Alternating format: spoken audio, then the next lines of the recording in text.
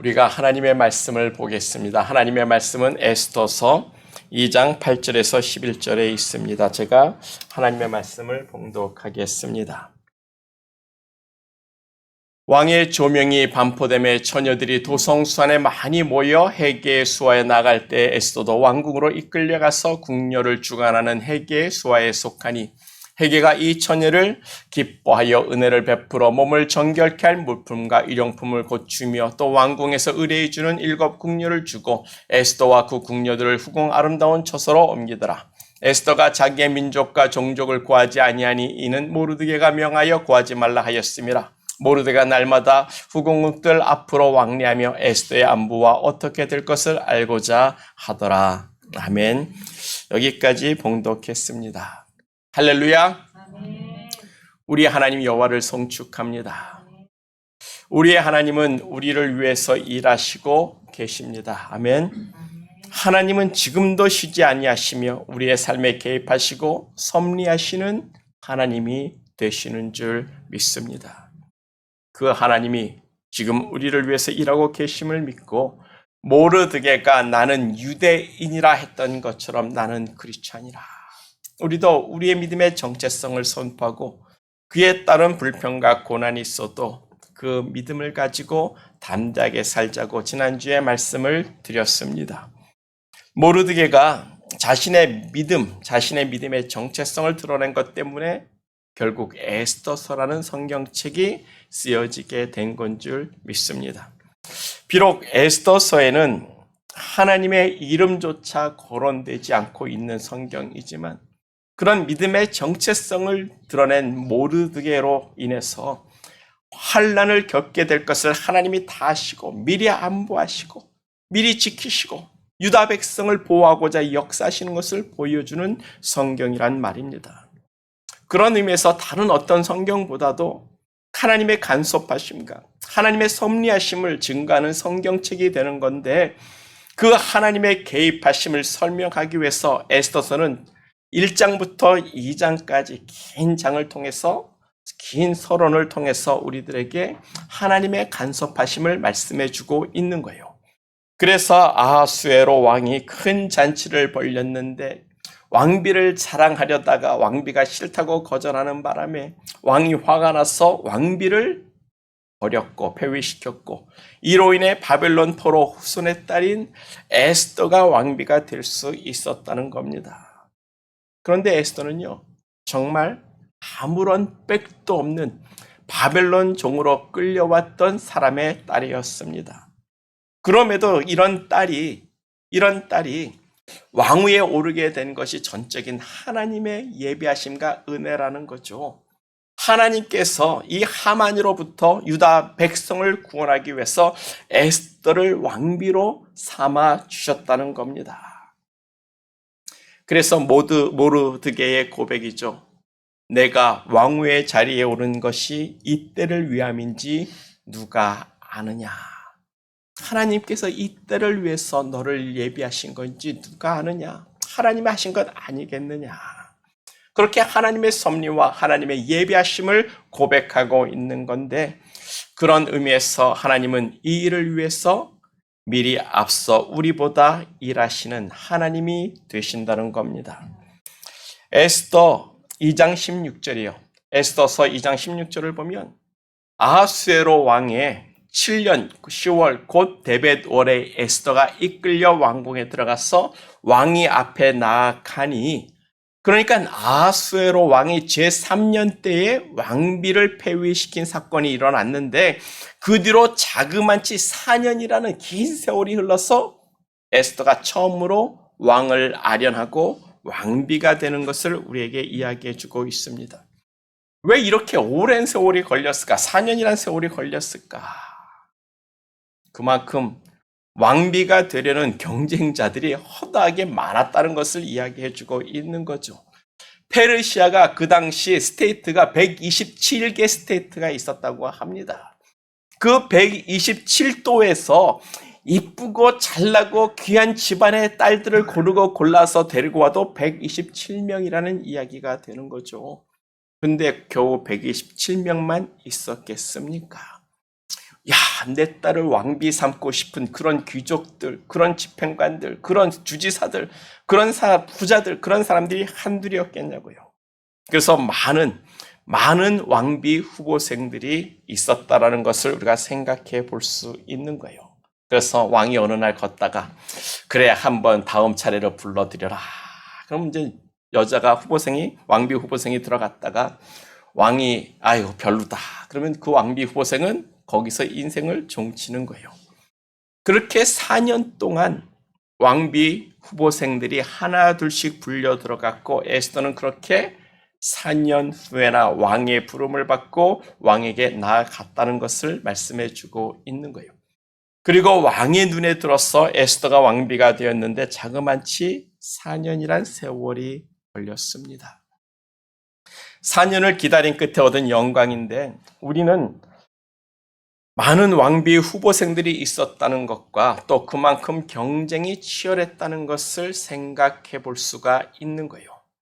그런 치열한 경쟁 속에서 에스더는 아무런 빽이 없었습니다.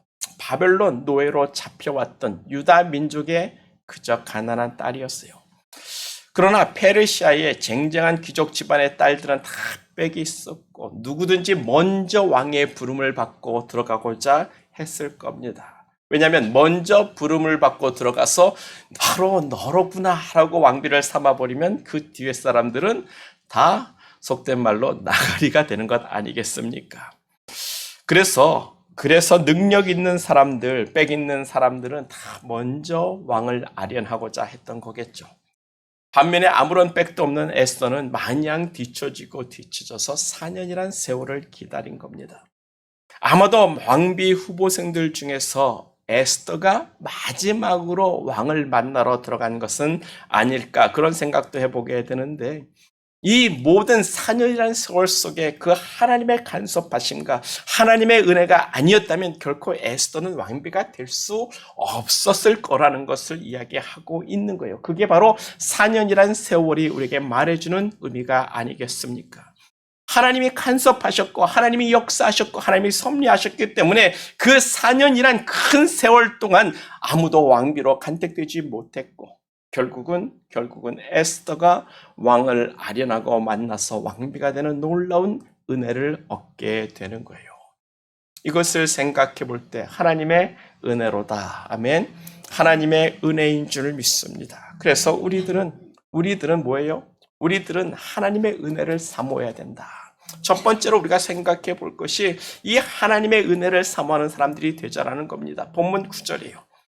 헤게가 이 처녀를 즉 에스더를 기뻐하여 은혜를 베풀어 몸을 정결케 할 물품과 위령품을 고치며 또 왕궁에서 의뢰해 주는 7 궁녀를 주고 에스더와 그 궁녀들을 후궁 아름다운 처소로 옮기더라. 여기서 헤게라는 사람은 왕궁의 궁녀를 주관하는 내시입니다. 모든 왕비 후보생들은 이 헤게라는 사람 수하에 들어가서 왕궁의 규례와 법도와 예절을 먼저 배우고 또 몸을 아름답게 치장하는 데 도움을 주는 거겠죠. 12절을 보면 1년 동안을 그 왕비 후보생들이 수업을 받고 있는 거예요. 그 다음에 왕에게 나아가는데 중요한 것은요. 에스더가 그 헤게에게서 은혜를 입었다라고 말씀을 하고 있습니다. 아무런 어떤 빽도 없는 에스더가 헤게에게 은혜를 입었다는 것은 하나님이 주신 큰 은혜가 되는 거예요. 다른 왕비 후보생들은 모르긴 몰라도 지방간들로부터 페르시아의 귀족 집안의 딸들이었을 겁니다.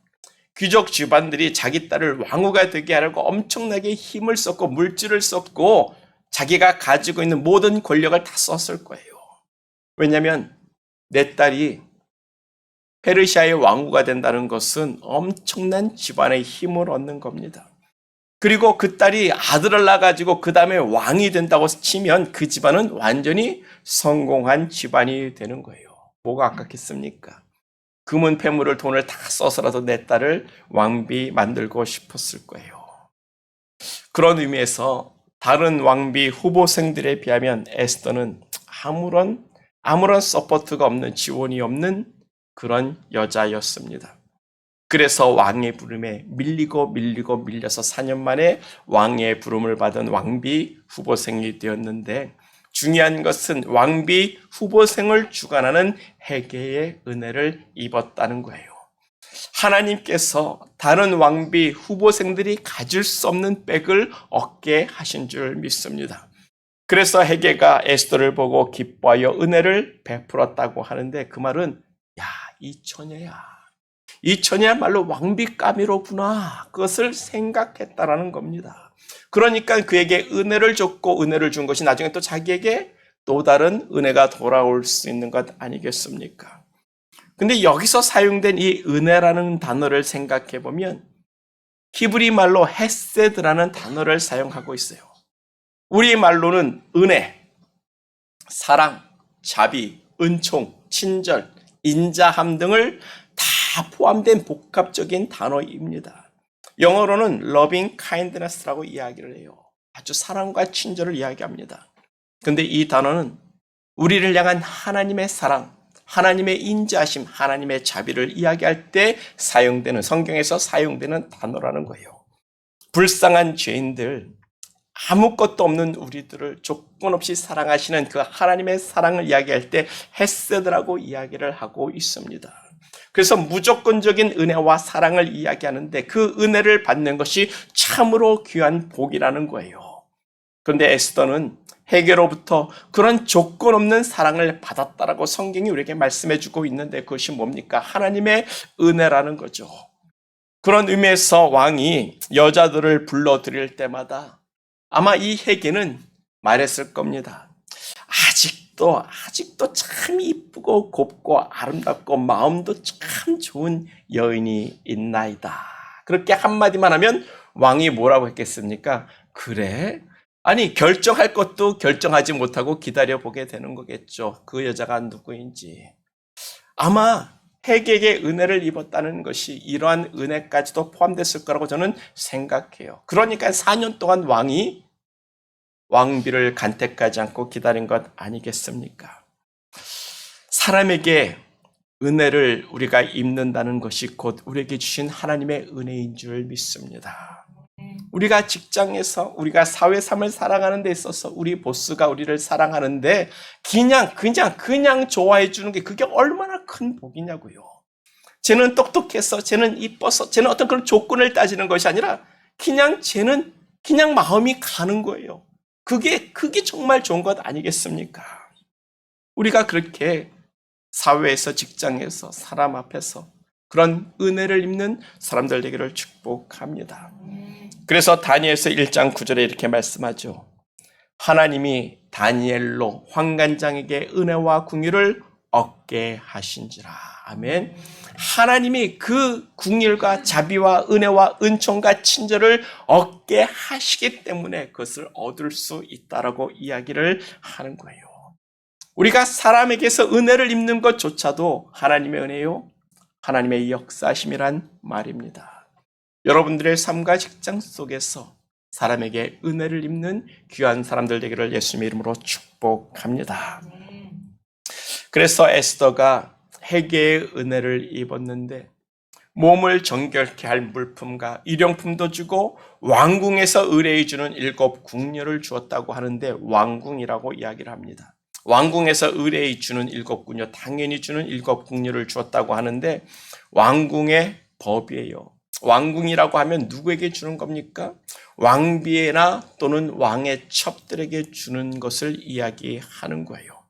오직 왕궁에 있는 왕의 여자들에게 7 궁녀를 의뢰해 주었다라고 이야기를 하는 겁니다. 왕비 후보생들에게는 그런 혜택이 없었는데 오직 에스더만 그런 혜택을 받았다라고 이야기를 하고 있는 거예요. 만약에 남들이 다 주는 7 궁녀를 줬다면 굳이 성경에 이 말을 쓸 일은 없겠죠. 왜 헤게는 에스더에게 그런 은혜를 주었을까? 본문 15절을 보면 내시 헤게가 왕비 후보생들이 가질 수 있도록 정한 것이 있었다라고 이야기를 합니다. 그래서 여러분들은 이것만까지만 가질 수 있습니다. 이것은 더 이상 가지면 안 됩니다라고 이야기를 했는데도 사람들은, 여자들은 더 이뻐 보이고 더 아름다운 향내를 풍기고 싶고 어떤 매력을 풍기기 싶어서 계속 이것도 필요합니다, 나에게는 이게 필요합니다라고 막 요구하고 그 필요한 것들을 억지로 얻어갔던 것 같습니다. 그런데 에스더는 그런 것조차도 제대로 준비를 하지 못한 거예요. 뭐 더 요구할 것도 없이 그저 주는 것만으로만 만족했던 딸이라는 겁니다. 그럼에도 헤게가 그 에스더를 보고 기뻐했기 때문에 야, 이 처녀는 정말 괜찮은 처녀야. 정말 페르시아의 왕비감으로 부족함이 없겠어. 라는 그런 왕비감이라는 생각하는 그런 게 가졌기 때문에 가진 것이 없어도 정말 사람들 앞에서 뒤처지고 정말 꿀리지 않도록 왠지 도와주고 싶은 그런 마음이 마음에서 막 우러났다는 겁니다. 이게 얼마나 대단한 백이냐고요. 우리의 삶이, 우리의 자녀들이 직장과 삶에서 그런 백을 얻기를 간절히 소망해 보는 거죠. 그래서 다른 왕비 후보생들에게 꿀리지 않도록 필요한 것들, 몸을 정결케 할 물품과 일용품을 주고 왕궁에 있는 왕비나 왕의 첩들에게만 주는 7 궁녀까지 줘서 다른 왕비 후보생들에게 꿀리지 않도록 해가지고 후궁으로 보냈다라고 이야기를 하고 있는 거예요. 이것이 얼마나 조건 없는 사랑입니까? 그래서 헤세드라는 단어를 사용하고 있는 거예요. 무조건적인 사랑과 은혜를 헤게로부터 받았다는 겁니다. 이 은혜 받음이 하나님의 은혜일진데 이 세상은 백으로 돌아갑니다. 그렇죠? 뒷배 없이 성공하기가 참 힘들어요. 그게 우리가 사는 현실입니다. 그래서 공정사회, 무슨 사회 만들겠다고 이야기를 하지만 결국은 인맥이고 결국은 뭐 학교 라인이고 결국은 다 그런 것 아니겠습니까? 그런데 우리에게는 더 중요한 백, 하나님의 백이 있다는 사실을 우리는 잊으면 안 되는 거예요. 하나님께서 세상 사람으로부터 그 헤세드를 얻게 한다면 그거는 세상 그 어떤 부모의 백, 형제의 백 다 필요 없다는 겁니다. 하나님께서 우리의 백이 되어주시고 하나님께서 우리의 뒷배를 봐주신다면 우리가 세상 것 부러울 거 하나도 없다라는 거예요. 우리가 그 하나님의 백을 가지고 있는 사람인 줄 믿습니다. 우리에게는 그 하나님의 헤세드, 하나님의 은혜가 있는 사람이라는 사실을 기억하고 그 하나님의 헤세드를 구하고 찾는 사람들이 되어야 할 줄 믿습니다. 오직 하나님의 은혜예요. 우리에게는 그런 세상의 백은 없어도 하나님의 백이 있음을 기억하고 하나님을 사모하고 하나님을 구하고 하나님을 앙망하는 사람들이 되어야 할 줄 믿습니다. 그래서 뭐요? 나는 크리스찬이라, 나는 그리스도인이라, 나는 하나님을 믿는 사람이라. 우리 믿음의 정체성을 내놓고 살아야 한다는 거예요. 그런 영적인 도전이 없이 우리가 하나님의 은혜를 누릴 수 있을 거라고 생각하지 마세요. 우리가 하나님을 자랑하면 하나님도 우리를 자랑스럽게 여기는 것이고 우리가 하나님을 부끄럽게 여기고 우리의 믿음의 정체성을 숨기면 하나님도 우리를 부끄러워하신다고 이야기를 했습니다. 우리가 하나님의 은혜를 얻고자 한다면 우리도 그만큼 하나님 앞에 우리의 믿음의 정체성을 드러내놓고 세상에서 드러내놓고 나는 크리스찬이라, 그리고 크리스찬답게 살아야 되는 거예요. 그럴 때 거기에 핍박도 올 수 있고 불편함을 당할 수도 있고 어쩌면 손해볼 수도 있습니다.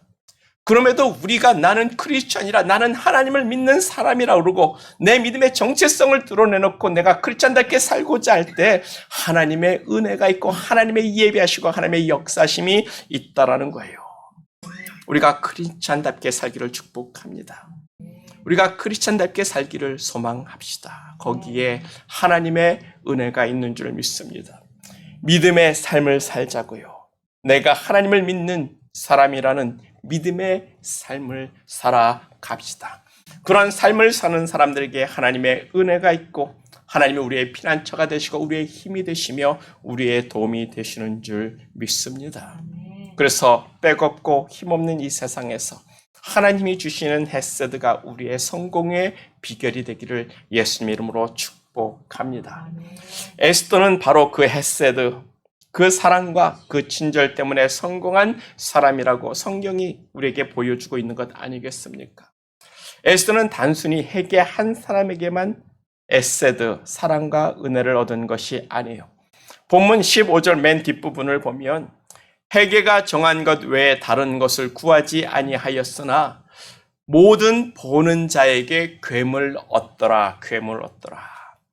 여자들이 어떻게 해서라도 왕에게 나아갈 때 좀 더 이쁘고 매력적이고 아름다운 냄새가 나고 정말 이렇게 왕이 눈에 띄고자 이렇게 노력을 해서 회개가 정한 것 외에도 더 많은 것을 요구하고 자신을 치장했다라고 이야기하는데 에스더는 회개가 정한 것 외에는 자신을 치장하지 않았어요.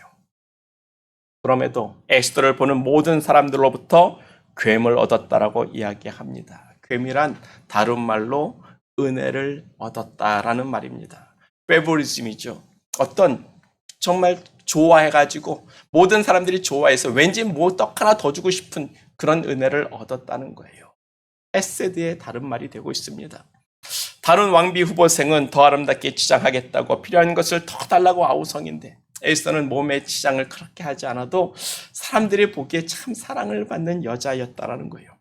그래서 사람들이 에스더에게 떡 하나 더 주고 싶은 마음을 갖게 했다는 건데 그렇게 모든 사람에게 은혜를 입는 것이 참으로 귀한 축복인 줄 믿습니다. 그렇게 나를 보는 모든 사람들에게 사랑받는 그런 우리들 되기를 축복합니다. 직장에서, 가정에서, 사회에서 그런 축복을 누릴 수 있는 우리 모두가 되기를 축복합니다. 그것은요, 하나님의 은혜로 되는 줄 믿습니다. 그리고 또 본문 17절을 보면 왕이 모든 여자보다 에스더를 더욱 사랑함으로 에스더가 모든 처녀보다 왕의 앞에 더욱 은총을 얻었다라고 하는데 여기서 이 은총이란 단어도 헤세드에 시작하는 헨이라는 첫 글자 단어입니다. 괴물 얻었다는 말과 같은 뜻으로 그냥 좋은 거예요. 그냥 좋은 것을 이야기하고 있는 겁니다. 그래서 남들보다 뭔가 떡 하나 더 주고 싶고 선물 하나 더 주고 싶은 거예요. 그런 감정을 누가 막을 수 있겠냐고요. 그렇게 은총받은 여자를 그 누가 이길 수 있겠습니까? 에스더를 이길 수 있는 그 귀한 집안의 딸들이 없었다라는 거예요. 왜요? 이 은총을 이길 자가 아무도 없는 겁니다. 그냥 좋은 걸 어떡합니까? 그냥 더해주고 싶은 거 어떡합니까? 그냥 살아서서 모든 거 다 주고 싶은데 어떡합니까? 이것이 하나님의 은혜일진데 이렇게 세 번이나 반복해서 헤세드를 이야기하는 것은 하나님의 간섭하심이 있었다라는 것을 우리에게 분명히 말씀해주는 증거가 되는 거죠. 이 세상에 아무리 능력이 있고 재력이 있고 빽이 있어도 이 헤세드를 이길 수 있는 것은 아무것도 없다라는 거예요.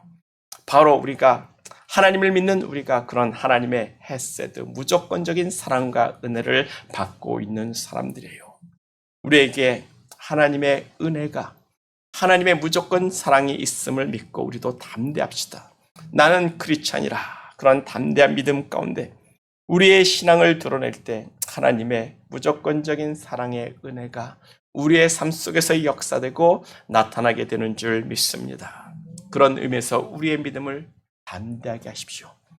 하나님은 우리에게 은혜 베풀기를 원하십니다. 그래서 민수기 6장 24절과 26절이요. 여호와는 내게 복을 주시고 너를 지키시기를 원하며 여호와는 그 얼굴로 내게 비추사 은혜 베푸시기를 원하며 여호와는 그 얼굴로 내게로 향하여 서사 평강 주시기를 원하노라 할지니라 하라. 아멘. 이것이 하나님이 우리들에게 주시기를 원하는 하나님의 마음이라는 겁니다. 그래서 하나님이 제사장들에게 너희는 이렇게 기도하라고 하나님이 가르쳐 주신 기도예요. 하나님이 제사장들에게 여호와는 내게 복 주시고 너를 지키시기를 원하며 여호와는 그 얼굴로 내게 비추사 은혜 베푸시기를 원하며 여호와는 그 얼굴을 내게로 향하여 드사 평강 주시기를 원하노라 할지니라. 하나님이 그렇게 주고 싶으니까 제사장들에게 니들이 그렇게 기도하라고 가르치라는 거예요. 그럼 내가 그렇게 줄게. 하나님이 우리에게 은혜 주시기를 원하십니다. 하나님이 우리에게 평강 주시기를 원합니다. 하나님이 우리에게 복 주시고 우리를 지켜주시기를 원하십니다. 그게 하나님의 마음이에요. 그 마음을 따라 우리가 구하고 기도하고 그 마음을 따라 살아갈 수 있는 믿음의 사람 되기를 축복합니다. 하나님이 복 주시는 것만큼 그런 아름다운 복은 없습니다. 하나님이 지켜주셔야 우리의 복이 되는 거예요. 여호와 하나님의 얼굴빛이 우리를 향하고 있어야 그것이 참 복이 되는 줄 믿습니다. 그래서 뭡니까? 여호와께서 내게 은혜 베풀기를 원하노라. 아멘. 하나님은 나에게 은혜 베풀기를 원한다는 사실을 믿으셔야 하는 줄 믿습니다. 그리고 그 은혜를 삼하고 구하는 사람 되고 그 은혜를 얻고자 우리가 크리스천다운 삶을 살아갈 수 있기를 간절히 축복합니다. 그 하나님의 큰 은혜의 강가로 나아가고 그 은혜의 바다로 나가서 우리의 몸을 그 하나님의 은혜 가운데 띄울 수 있는 그런 믿음의 삶 되기를 간절히 축복합니다. 우리가 찰싹거리는 얕은 물가에서 발을 담그는 것 가지고는 만족이 안 되잖아요. 발이 시원하다 할 그 정도입니다. 근데 조금 깊은 바다로 들어가면 우리의 몸을 다 담그고 우리의 몸을 이렇게 둥둥 띄울 수가 있잖아요. 그것이 바로 믿음의 정도라고 이야기를 할 수 있는 거예요. 하나님의 은혜를 누리는 정도가 되는 겁니다. 완전한 믿음으로, 담대한 믿음으로 하나님께 우리의 삶을 맡길 때 더 큰 하나님의 은혜를 누릴 수 있음을 우리에게 말씀해 주는 것 아니겠습니까?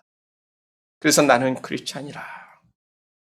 나는 하나님을 믿는 사람이라는 영적인 도전을 가지고 우리가 믿음의 삶을 살아야 하는 줄을 믿습니다. 우리가 잘 아는 룻의 이야기가 있습니다. 룻기 다 읽으셨죠? 남편을 잃었습니다. 애도 없는 젊은 과부예요.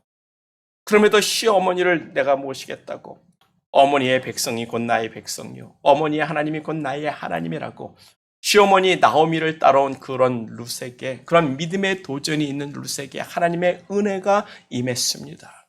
그래서 새 남편 보아스를 얻었고 자녀를 얻었고 다윗의 할머니가 되는 엄청난 놀라운 축복을 얻게 되는 거예요.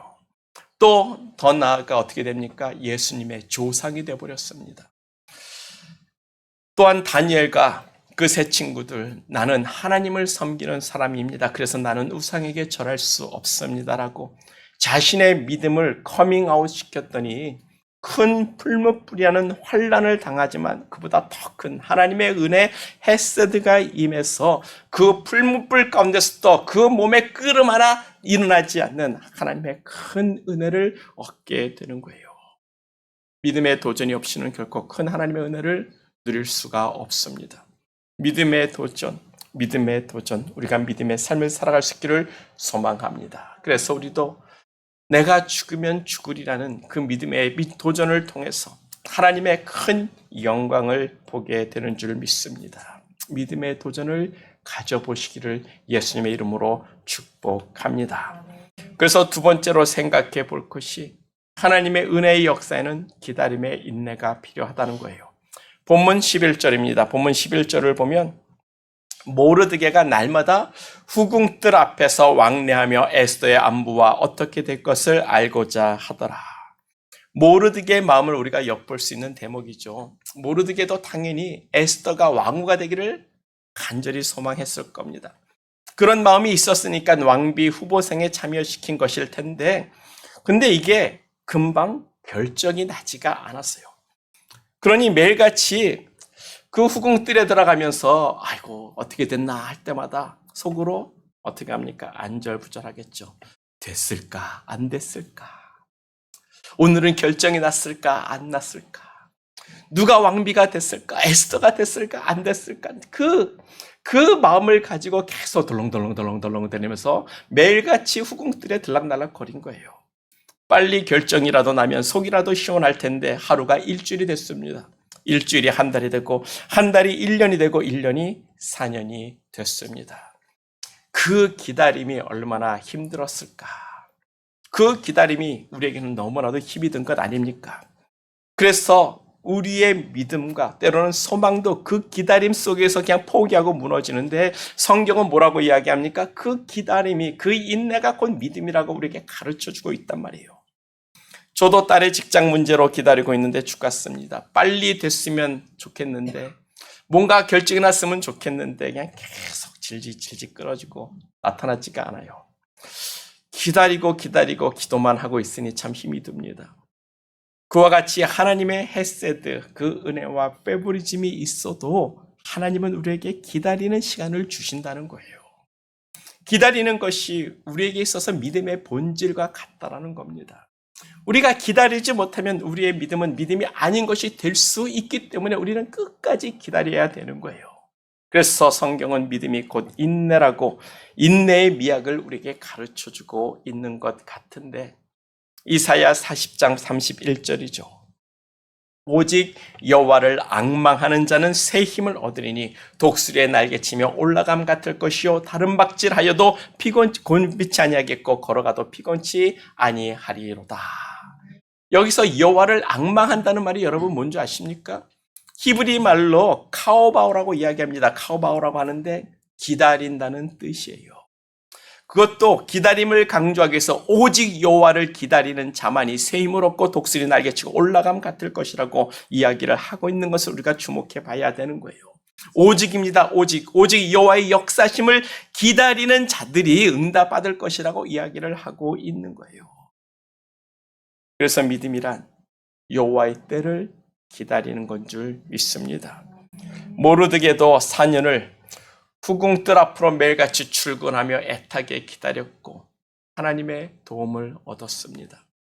우리가 예수를 믿는 것도 예수님이 이 땅에 오셔서 우리를 온전히 사망에서 건져내시고 부활케 하시는 그 예수님의 재림의 날을 기다리는 겁니다. 기다림이 없는 믿음은 믿음의 본질을 상실할 수 있다라는 생각을 우리가 기억해야 되는 거예요. 그래서 오직 앙망하는 자, 오직 기다리는 자만이 하나님의 은혜의 결국을 얻게 될 것을 우리에게 말씀해 주고 있는 겁니다. 그래서 아브라함도 25년을 기다려서 이삭을 얻었고, 다윗이 왕이 되기까지 13년 동안 사울 왕을 피해서 광야로 도망 다니며 살다가 이스라엘의 왕이 된 거예요. 그리고 에스더와 모르드게도 4년이란 세월을 기다려서 왕비가 되는 기쁨을 누리고 있습니다. 믿음은 뭐라고요? 하나님의 때를 기다리는 것이다. 기다리는 것이 참으로 힘들고 어렵지만 인내하고 참고 여호와 하나님의 때를 기다린 믿음의 사람들만이 오직 하나님의 은혜를 얻게 되는 줄 믿습니다. 아멘. 기다립시다. 인내합시다. 인내로 우리의 믿음을 이룰 수 있는 저와 우리 모두 되기를 간절히 축복합니다. 그래서 말씀을 정리하면 하나님은 지금도 우리를 위해서 일하고 계십니다. 아멘. 그 하나님을 믿고 우리도 우리의 믿음의 정체성을 드러내고 믿음의 도전을 갖는 신앙인들이 됩시다. 하나님의 헤세드, 무조건적인 은혜가 우리를 도우실 줄 믿습니다. 그리고 믿음의 인내를 갖고 여호와의 때를 끝까지 기다리는 앙망하는 저와 우리 모두가 되기를 예수님의 이름으로 축복합니다. 하나님은 우리 믿음에 응답하십니다. 다 같이 기도하겠어요.